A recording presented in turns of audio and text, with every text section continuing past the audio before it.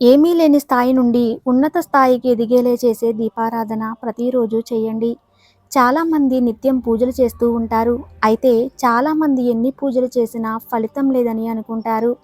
ఈ ప్రశ్నలకు సమాధానం పొందాలంటే మీరు ఇంట్లో పూజ చేసేటప్పుడు పూజలో ఏదైనా తప్పులు చూస్తున్నారేమో అని ఒక్కసారి చెక్ చేసుకోండి.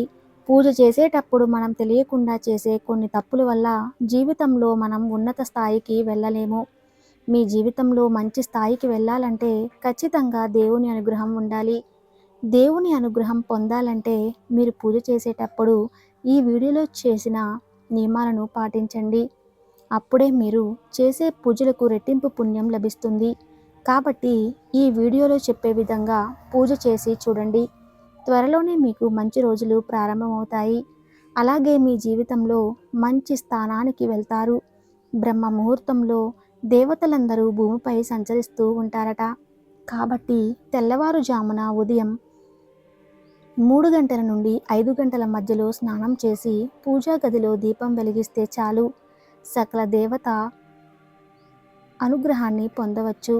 ఉదయం ఈ సమయంలో పూజ చేయలేని వారు ఓం నమఃశివాయ అనే మంత్రాన్ని 108 సార్లు జపిస్తే 1000 యాగాలు చేసినంత పుణ్యఫలం సిద్ధిస్తుందట.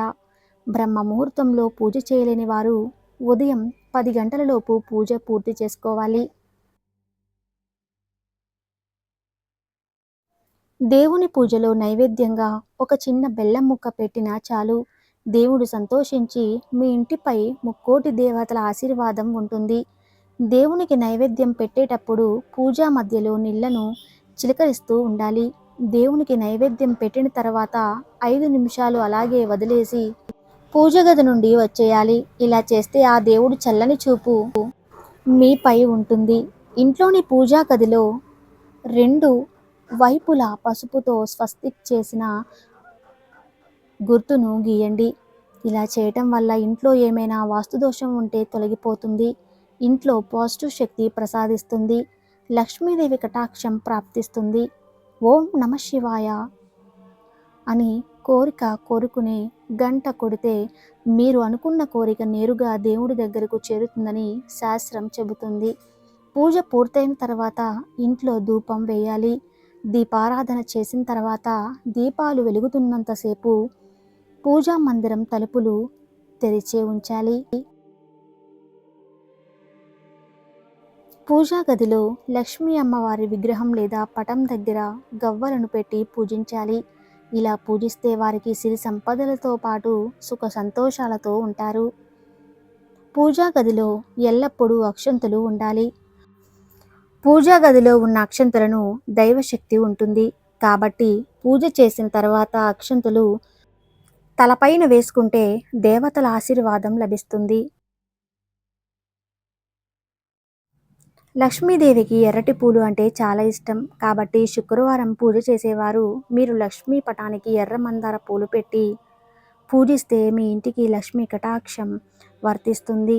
శుక్రవారం రోజున తులసి మొక్కకు పచ్చిపాలు సమర్పిస్తే లక్ష్మీదేవి ఆశీర్వాదం వల్ల మీ ఇంట్లోకి ఎక్కువగా డబ్బు వస్తుంది. అన్ని రోజులు కంటే శుక్రవారం మరియు శనివారం చేసే పూజలకు చాలా శక్తి ఉంది. భగవంతుడి ఆశీర్వాదాలు పొందాలనుకునేవారు ఈ 2 రోజుల్లో దేవునికి పూజలు చేస్తే మీ పూజకు రెట్టింపు పుణ్యాన్ని పొందవచ్చు. తద్వారా మీ ఇంటిపై దేవతల ఆశీర్వాదం ఉంటుంది. పూజా గదిలో ఉండే దేవుడి పటాలు కూడా పాతవి ఉంచకూడదు. పూజా గదిలో పాడైపోయిన విగ్రహాలు కానీ దేవుని పటాలు కానీ ఉంటే మీరు చేసే పూజకు ఎటువంటి పుణ్య ఫలితం లభించదు. కాబట్టి మీ పూజా గదిలో పాత దేవుని విగ్రహాలు ఉంటే వెంటనే వాటిని తీసేయండి. పూజ గదిలో ఉన్న దేవుని విగ్రహాలు ఒకదానితో ఒకటి ఎదురుగా ఉండకూడదు.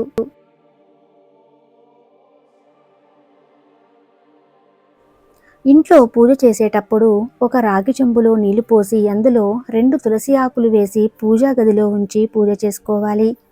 పూజ చేసిన తర్వాత ఈ నీటిని తీర్థంలాగా స్వీకరించాలి.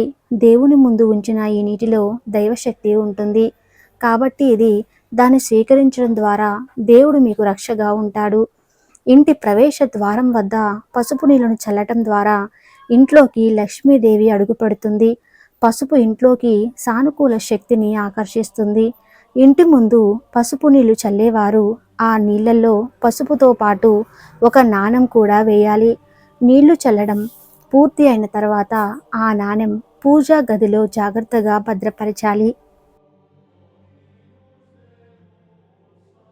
అప్పుడు దుష్ట శక్తులు ఇంట్లోకి రాకుండా ఉంటాయి. ఇంట్లో ఆడవాళ్ళు చేసే పూజ కన్నా మగవాళ్ళు చేసే పూజకి రెట్టింపు పుణ్య ఫలితం దక్కుతుందట. స్త్రీలు చేసే పూజలకు కేవలం తన సంతానానికి మాత్రమే పుణ్యం వరిస్తుందట. కాబట్టి కుటుంబం మొత్తానికి మంచి జరగాలంటే ఇంట్లో ఉన్న మగవారు పూజ గదిలో దీపం వెలిగిస్తే ఆ ఇంటికి అష్టైశ్వర్యాలు సిద్ధిస్తాయని పండితులు చెబుతున్నారు.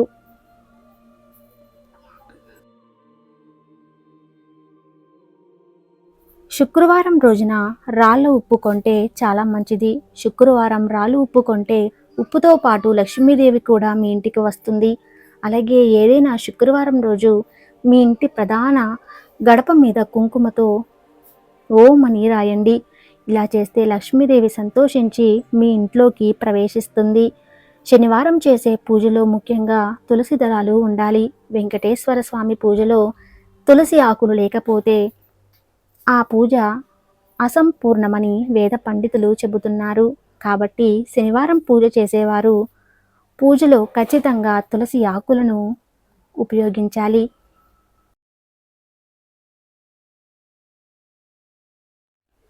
ముఖ్యంగా శనివారం రోజున మాత్రమే దేవుని పటాలను శుభ్రం చేసుకోవాలి.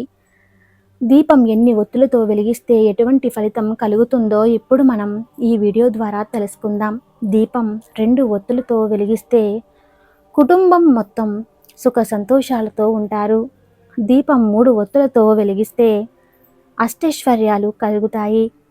దీపం 5 ఒత్తులతో వెలిగిస్తే ధనప్రాప్తి, ఆరోగ్యం, అభివృద్ధి కలుగుతాయి. దీపం 9 ఒత్తులతో వెలిగిస్తే కీర్తి ప్రతిష్టలు లభిస్తాయని ఆధ్యాత్మిక గ్రంథాలు చెబుతున్నాయి. దీపం తూర్పు దిశలో వెలిగిస్తే మీకున్న కష్టాలన్నీ తొలగిపోతాయి. అలాగే గ్రహదోషాలు కూడా తొలగిపోతాయి. దీపం ఉత్తర దిశలో వెలిగిస్తే ఇంట్లో ఏదైనా ప్రవాహం పెరుగుతుంది. నువ్వుల నూనెతో దీపారాధన చేస్తే ఇంట్లో ఉన్న దుష్ట శక్తులు బయటకు వెళ్ళిపోతాయి. ఆముదముతో దీపారాధన చేస్తే కుటుంబంలో ఎటువంటి కలహాలు లేకుండా